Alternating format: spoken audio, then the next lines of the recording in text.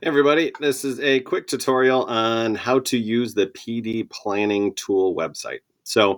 As you see here, the landing site has a basic description on what to do, and then when you want to start using the tool, you can either click here, you can click on the graphic, or you can click right on Professional Development Tool. When you do that, it'll take you to a tutorial, which you're watching right now.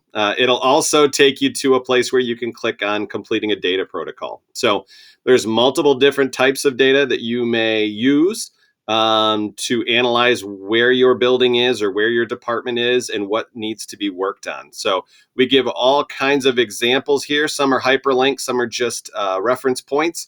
But what you'll do is you'll click here. When you click on click here, it'll take you to make a copy of the PD planning tool. And when you make a copy of that PD planning tool as it sounds, that's what you'll get. One that you can fill out. You won't be typing over anyone else. And you'll go through what's a data protocol that you probably have done before, whether it's at a building meeting or whether it's an instructional leadership or possibly a principals meeting. So you'll go through, you'll think deeply about the data that you're looking at, and then you'll end up with hopefully arriving at something that you want to work on as a building or department. You will take that and you will head back and start thinking about the tool itself and filling it out. The PD planning tool is very similar to last year's PD planning tool. You will click on whatever you are, whether you're a building, a department, or possibly a subject area. When you do that, it will make a copy of a tool and it'll force you to copy that tool. And within the tool will be some of our best guesses on dates that you will need to plan for. So again, I will just click on one. It will force you to make a copy. Again, it's something that you can make a copy of. You're not typing over someone else's. And also notice back here in the directions, you will also name it, what school you are or department, the year, in this case will be 21-22 planning, and who the responsible party is that will take care of it. So again, you'll press to make a copy and it'll do just that. Make a copy with our best guesses of dates for your specific department. So as you see here at the bottom, I'm going to move myself over to the other side so you have room. As you see on the bottom, there's 3 tabs. Those 3 tabs are important because each one needs to be filled out. The first one, you will pull from your data points and from your data protocol what the priority is. You will pick an academic and a whole child priority for your department or building. For instance, I may pick student engagement and motivation as something that I see that we need to focus on next year. And for whole child, you will pick also a focus area. Once you pick those, you'll say what data, quantitative or qualitative, does the best job of telling the story of why we're focusing on that. And it could be multiple areas. And again, this is a text box that you can type in. And then do you have any current initiatives that you're working on right now towards that? So you may be already doing some work in that area. And you may want to point to it's working, it's not working, or maybe we're going to try something new. Next is theories of action. Theories of action, it will populate the areas that you're working on. And after it populates that, then you're going to say, well, if we do something, what ultimately do we want to happen? And what impact do we hope that action will have that we're going to do? And then what will it achieve? And that will basically turn into a goal statement or what you're trying to accomplish in both of those areas. Last and not least, you will discuss as a building, when are we going to work on these different things? So again, these dates are not yet set in stone, but they're our best guess at approximately when some of these events are going to take place. So in an elementary building, these are the idea of some places where PDs will take place. Now, some of them are building PDs. Some of them could be grade level PDs.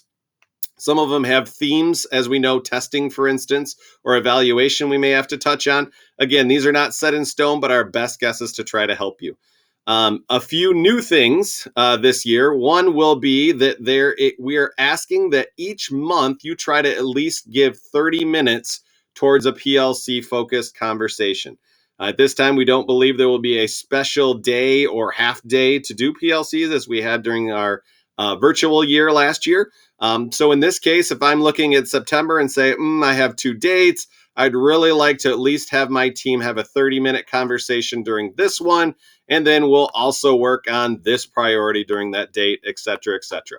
Again, the different columns here beside it, these are areas that we've done before. Maybe a very specific topic on engagement. What are some strategies we're going to do towards this?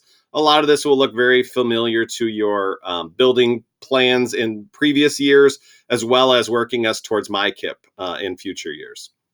And if you happen to know the presenter, you may know which MTSS components you think will be worked on during that meeting. And last but not least, a funding source. So once you get this all completed, you will make sure, again, you've renamed and saved it to your drive. Again, once you make a copy, it's already in your drive. You may need to share it with other people on your team, but you'll make sure that's named and in a place where you know where it is. And then you'll head back to this main website. When you head back here, there's a video down here, or I'm sorry, a link down here to show a completely filled out one to give you some more brainstorm ideas.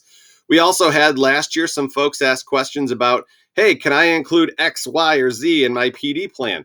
Well, if it qualifies as PD per the state, this memo right here, that if you click on it, it'll take you to it and it'll tell you if it's considered a PD event. So you may add additional things besides the dates that we've given you if you believe it's a initiative that's going to take place in your building. Maybe there's volunteer PD after school that you want to hold that you believe will be important. It could be your school improvement team, as long as there's some learning that takes place during those events, and again, qualifies as PD. If you click here, it'll take you to what that is. Again, you can add additional dates, additional events if you want to get PD credit for them in your PD planning tool. And then last, you will add it to and submit it to my office. So the goal is to add it and submit it by May 15th of 2021.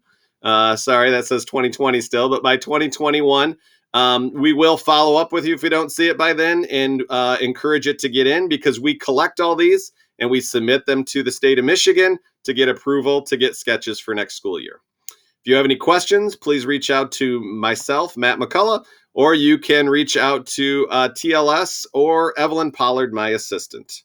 Thank you.